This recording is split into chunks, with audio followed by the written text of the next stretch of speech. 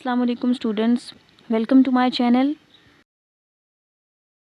21 दिसंबर 2025 इसको स्केड्यूल्ड है STEO पीरा का जीके और एसए का पेपर। अब बस आज लास्ट डे है, तो आपको पेपर किस तरह से अटेम्प्ट करना चाहिए, कुछ इम्पोर्टेंट टिप्स आपके साथ शेयर करनी है। पहले बात कर लेते हैं जनरल नॉलेज की। तो अब जो भी तैयारी होनी थी, जितनी भी होनी थी, वो हो चुकी है।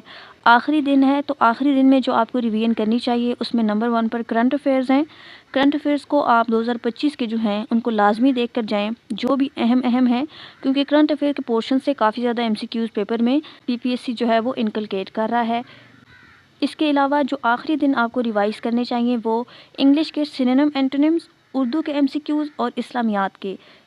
सिनोनिम एंटोनिम्स वो हैं जो भूल जाते हैं स्टूडेंट्स को, तो आखिरी दिन आप वो चीज़ रिवाइज़ करें जो पेपर के टाइम पर भी आपके माइंड में रहे।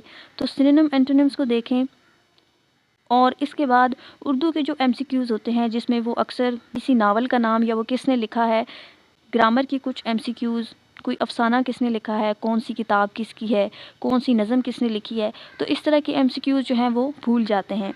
इसलिए लास्ट डे पर आप इन चीज़ों को रिवाइज़ करें, और पेपर आपने इस तरह से अटेम्प्ट करना है जनरल नॉलेज का। 40 मार्क्स चाहिए आपको पास होने के लिए। पहली गो में आपने पेपर पढ़ना है और सिर्फ वो MCQs टिक करने हैं, आपने सिर्फ वो MCQs सॉल्व करने हैं बबल शीट पर जो आपको 100% आते हों। फिर आपने उनको काउंट करना है कि वो कितने हैं। सेकंड गो में आपने वो वाले MCQs लगाने हैं जो आपको 50-50 आते हों, तुक्के नहीं लगाने। अगर आपके 65 से 70 तक मार्क्स बन रहे हैं, जो MCQs आपको एग्जैक्ट आते हैं उनको लगाने के बाद, और फिर जो आपने सेकंड गो में जो MCQs लगाए हैं जिनमें आप 50-50 श्योर हैं, तो 65 से 70 MCQs अगर आपने कर लिए हैं तो उसके जितना पेपर आपने कर लिया होगा वो काफ़ी है। कहीं ऐसा ना हो कि आप पासिंग की रेस से भी बाहर निकल जाएं। तो MCQs आपने, क्योंकि नेगेटिव मार्किंग है, तो गिन कर लगाने हैं। सबसे पहले आपने वही लगाने हैं जो आपको 100% आते हों। आप उसको काउंट करें, अगर वो 60 प्लस बन रहे हैं तो सेकंड गो में आप वो MCQs लगाएं जिनमें आप 50-50 श्योर हैं, और उसके बाद फिर आप अपने हाथ को रोक दें। जितना आपने कर लिया है उतना काफ़ी है और तुक्के लगाने की ज़रूरत नहीं है। तो जनरल नॉलेज में आपने इस स्ट्रेटजी को अपनाना है। नेक्स्ट जो है वो इंग्लिश का पेपर है। तो 100 मार्क्स का पेपर है। 4 या 5 टॉपिक्स आपको गिवन होंगे और उनमें से एक टॉपिक आपने सेलेक्ट करना होगा जिस पर आपने 1500 से 1600 वर्ड्स का एसे लिखना है। अब इसमें कंपलसरी चीज़ें क्या हैं? सबसे पहले आपने वो वाला टॉपिक सेलेक्ट करना है जिस पर आपने मटेरियल पढ़ा हुआ हो, आपके पास उससे रिलेटेड फैक्ट्स, एग्जांपल्स वगैरह हों, तो वो वाला टॉपिक आपने चूज़ करना है। टॉपिक सेलेक्ट करने के बाद आपका पहला काम क्या होता है? आउटलाइन बनाना। बगैर आउटलाइन के आप ऐसे पास नहीं कर सकते। आउटलाइन कंपलसरी है। कल भी किसी स्टूडेंट ने कमेंट सेक्शन में पूछा हुआ था कि क्या हम आउटलाइन के बगैर डायरेक्ट ऐसे लिखना स्टार्ट कर दें इंट्रोडक्शन से, तो ऐसा नहीं करना। आउटलाइन कंपलसरी है। पहले आप शीट के एंड पर जाकर थोड़ी सी ब्रेनस्टॉर्मिंग कर दें, जो मेन आइडियाज़ हैं वो एंड पर जाकर रफली आप उनको लिख लें, और उसके बाद आप आकर नीट आउटलाइन बनाएं। आउटलाइन बनाने के बाद उसको आपने बहुत लेंथी नहीं करना है। तकरीबन 2 पेजेस की आपकी आउटलाइन बनेगी। फिर आप एक पैराग्राफ इंट्रोडक्शन पर लिखेंगे जो तकरीबन 200 लफ्ज़ों का होगा। उसके बाद आप बाकी बॉडी पैराग्राफ्स लिखेंगे।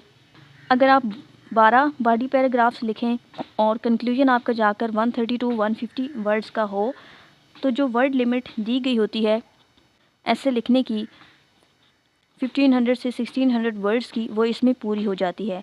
आउटलाइन जो आप लिखते हैं वो वर्ड काउंट में शामिल नहीं होती। वर्ड काउंट जो है वो आपका इंट्रोडक्शन से स्टार्ट होता है, आउटलाइन उसमें शामिल नहीं होती। तो स्ट्रक्चर को आपने लाजमी तौर पर ऐसे में फ़ॉलो करना है। पैराग्राफ्स को आपस में लिंक करना है, एग्जांपल्स देनी हैं, अपने आर्ग्यूमेंट्स को बैक करना है, उनको एक्सप्लेन करना है प्रॉपर फैक्ट्स के साथ। और मोस्ट इम्पॉर्टेंट चीज़, एस्से को टाइम के अंदर आपने कंप्लीट करना है। एस्से को इनकम्प्लीट छोड़कर नहीं आना, किसी भी सूरत में आपने उसको कंप्लीट लाजमी करना है।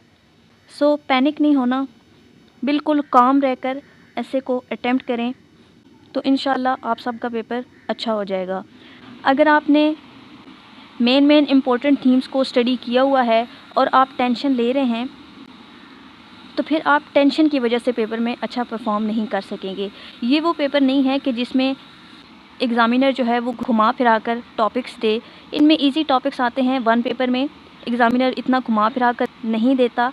ज़्यादातर टॉपिक्स आपके पास चैलेंजेस और वे फॉरवर्ड से रिलेटेड ही होते हैं। तो आखिरी दिन में एस्से से रिलेटेड आपको क्या रिवीजन करनी चाहिए, तो उसमें तो एक जो जॉब डिस्क्रिप्शन है पीरा की, उससे रिलेटेड पीरा के जो रूल्स हैं, इसको क्यों बनाया गया है, इसके ऑब्जेक्टिव्स क्या हैं, क्या चैलेंजेस फेस करने पड़ रहे हैं, क्या सॉल्यूशंस हो सकते हैं, तो जॉब डिस्क्रिप्शन से रिलेटेड कोई ना कोई ऐसे एक्सपेक्ट किया जा रहा है, उसको आप लाजमी रिवाइज़ करें।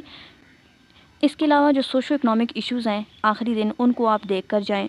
तो इन दो को आखिरी दिन आप लाजमी तौर पर रिवाइज़ करके जाएँ।